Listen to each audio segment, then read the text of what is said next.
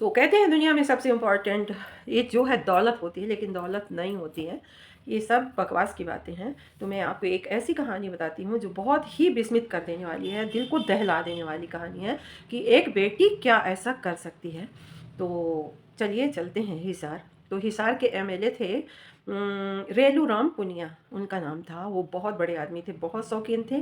कहते हैं कि उनके बेडरूम तक उनकी कार जाती थी। जो फर्स्ट सेकंड फ्लोर में उनका बेडरूम होता था, वहाँ पे उनकी कार जाती थी। उन्होंने ऐसा रैंप बनवाया हुआ था जिससे कि वो कार उनके बेडरूम के सामने तक जाती थी।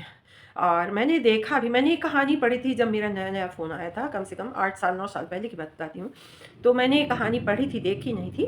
तो मैं बहुत ही दहशत में आ गई थी कि ऐसा कोई लड़की क्या कर सकती है। लड़कियों की आत्मा से हमेशा अपने मायके के लिए आशीर्वाद निकलता है, और अपने भाई और अपने पिताजी, अपने कुटुंब परिवार के लिए मतलब आशीर्वाद ही निकलता है हर समय कि भगवान इनकी रक्षा करना, इनको आगे बढ़ाना, इनको जीने की राह दिखाना, ये अच्छे से रहें, सुखी रहें, ऐसा। लेकिन ऐसा कहाँ। ये कहानी पढ़ने के बाद तो दिल को मतलब इतना भड़बड़ाहट हुई, इतनी हैरानी हुई। और वो भूली नहीं थी कि अभी अभी उसका जो है वो मर्डर करने वाली लड़की का बेल हो गया, उसको जमानत मिल गई सुप्रीम कोर्ट से। और उसके पति को दोनों ने मिल के मर्डर किया हुआ था। तो चलिए चलते हैं अब हिसार और रेलू राम पुनिया के घर।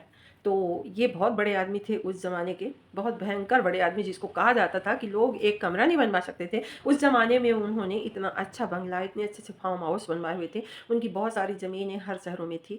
और वो पुश्तैनी कुछ अमीर थे, फिर तो अपनी कमाई हुई दौलत के हिसाब से वो बहुत बड़े आदमी बन गए थे।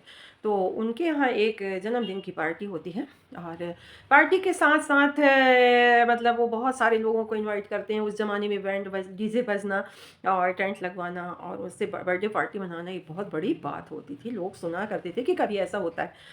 तो पार्टी होती है, वहाँ उनकी एक बेटी होती है जो कि बहुत ही बड़ी साजिश रच के बैठी हुई होती है। वो पार्टी के दिन रात में ही आ जाती है। तो इन्होंने बर्थडे पार्टी मतलब 12 बजे के बाद जो पार्टी होती है, एक दिन पहले ही उन्होंने मना ली थी। और दूसरे दिन जिस दिन जन्मदिन मनाया जाता है, मतलब कि उस तारीख पे, तो उस तारीख से एक दिन पहले ही इन लोगों ने मना लिया था। ऐसा करके अब जन्मदिन की पार्टी होती है, बड़े बड़े लोग आते हैं, दूर दूर देशों के लोग आते हैं। खूब अच्छी सी पार्टी होती है, सब लोग चले जाते हैं। इसके बाद इस लड़की के दिमाग का खुराफात शुरू होता है। जब सभी लोग चले जाते हैं, थके मांदे से होते हैं, घर के मतलब सदस्य थके मांदे हो जाते हैं। फिर इसके बाद ये लड़की चाय बनाती है अपने हाथों से। उस दिन नौकरों को चाय बनाने नहीं दिया इसने, इसने अपने हाथों से चाय बनाया और अपने 1.5 साल के बेटे को छोड़ के आई थी। हस्बैंड वाइफ आए थे इतना बड़ा मतलब क्राइम करने के लिए। अब सबसे पहले वो चाय पिलाती है अपने पिता को, माँ को, भाई को, अपनी भाभी को, और यहाँ तक कि भाभी के 3 बच्चे थे, उसमें 3 महीने की बिटिया थी कि बेटा था, ऐसा कुछ था। तो उसको भी इसने चाय पिला दिया, वो भी बेहोश हो गई। और दुर्भाग्य देखिए कि उस दिन उसका कज़न आया हुआ था, तो वो नहीं जा पाया था, रुक गया था, तो उसको भी उसने चाय पिला दी। और आपने पी खुद और अपने पति को पीने दी। इसके बाद चाय पीने के बाद जब सभी लोग सो जाते हैं, बेहोश हो जाते हैं कहा जाए तो, चाय पीने के बाद जब सभी लोग बेहोश हो जाते हैं, इसके बाद ये लड़की क्या करती है कि अ, उसके मतलब दिमाग का खुराफात जो है, मतलब मैं बोल नहीं पा रही हूँ, मेरा जी घबरा रहा है बोलने से। शुरू करती है तांडव। अपने पति को कहती है, इसने मतलब पति के साथ आई थी पिस्टल लेके, उसमें 6 गोलियां थी। तो ये पति को डांटती है, कहती है 6 गोलियों में 8 लोगों को तुम कैसे मारोगे? तो और गोलियां तुमने लेके क्यों नहीं आए, मतलब तुमको ज़्यादा गोलियां लेके आना था। तो वो बोला कि तुमने नहीं कहा था तो मैं नहीं लेके आया। वो अच्छे घर का लड़का था, सही था, लेकिन जब कहते हैं संगत हो जाती है गलत, तो इंसान कितना भी अच्छा हो गलत हो जाता है। वो लड़का मतलब इन्होंने अपनी लव मैरिज करी हुई थी, और वो लड़का बहुत अमीर नहीं था, अमीर यही थी, इसने पैसे की मांग करके रखी थी अपने बाप से, रेलू राम पुनिया से, कि मेरे को 50 लाख दे दो, जिससे मेरे पति जो हैं तो कोई कंपनी डालने वाले हैं। तो पिता ने सही कह दिया कि मेरे पास नहीं है अभी इतने पैसे, 10-5 का हो तो मैं कर सकता हूँ। बाप और बेटे दोनों ने मिल के कह दिया, लेकिन वो कहाँ मानने वाली थी, उसके दिमाग में तो ऐसे खुरापात चल रहे थे। इसके बाद ये अपने पति को कहती है कि अब चलो छोड़ते हैं, गोलियों से नहीं मारेंगे इनको, मारेंगे रॉड से। और ये पहले ही इंतजाम करके रख रखी थी। एक भारी सा रॉड लेके आती है और कहती है कि चलो मारो। वो लड़का घबरा रहा है कि मैं नहीं मार पाऊंगा, लेकिन वो कहती है कि तुम्हें मारना पड़ेगा और मारो, मारो, नहीं तो ये जो हम लोगों ने इनको नशे की दवाई दी हुई है, तो सुबह यदि ये लोग जागेंगे तो ये बताएंगे कि चाय में मैंने ही मतलब बना के पिलाई है कुछ नशीली दवाई, तो इसमें हम फंस जाएंगे। उसको नहीं पता था कि मैं इतने लोगों को मार के फंसने का क्या है, ऐसी लड़की को तो तुरंत मर भी जाना चाहिए, लेकिन वो मरी नहीं। तो पहले पिता को मरवाती है, तो बोली कि सर में इनके 5-6 राड मारो, तो वो मारा, जिससे कि वो शायद वहीं पे शांत हो गए। फिर माँ को मरवाई, फिर भाभी को मरवाई, इसके बाद तीनों बच्चों को मरवाई। और उसका भाई हट्टा-कट्टा नौजवान तगड़ा था, बढ़िया कायदे का खाया पिया हुआ। तो इसके बाद भाई को बोली कि बाद में मारेंगे क्योंकि इसमें ज़्यादा मेहनत करनी पड़ेगी। और ये जो कज़न है इसको मारते हैं, कज़न को भी मारी और दोनों बच्चों को मारे रॉड से। लेकिन वो जो छोटा बच्चा था या बच्ची थी, उसको इसने दीवार में पटक-पटक के मारा। मतलब मैं बता नहीं पा रही हूँ, मेरा जी घबरा रहा है। पटक-पटक के उसने मारा दीवार पे और फिर इसके बाद वो बच्चा मर गया। इसके बाद फिर भाई की तरफ जाती है और भाई को बहुत मतलब मेहनत करके मारते हैं दोनों, जिससे भाई वहीं पे दम तोड़ देता है। इसके बाद फिर आगे अपने कहती है कि मेरे को भी मारो, जिससे किसी को शक ना हो। मेरे को भी मारो, तो वो मारा तो बेहोश हो जाती है, उसके भी खून-वून निकलने लगता है। इसके बाद मतलब पहले कह रखी थी कि मेरे को मारने के बाद जब मैं बेहोश हो जाऊँ तुम चले जाना, वो चला जाता है। इसके बाद जब सुबह होती है तो नौकर-चाकर आते हैं, तो दोनों फर्स्ट फ्लोर से मतलब फ्लोर और सेकंड फ्लोर जो है, खून से बिल्कुल भरा हुआ, लोग मरे पड़े थे। तो वहाँ हल्ला हो जाता है कि 9 लोग मरे हुए हैं रेलूराम पुनिया के घर में। पुलिस आती है, सभी मतलब पूरा मतलब प्रशासन आ जाता है। इसके बाद देखते हैं, ना वो लोगों को उठाते हैं, इसमें पता चलता है कि एक लड़की ज़िंदा है।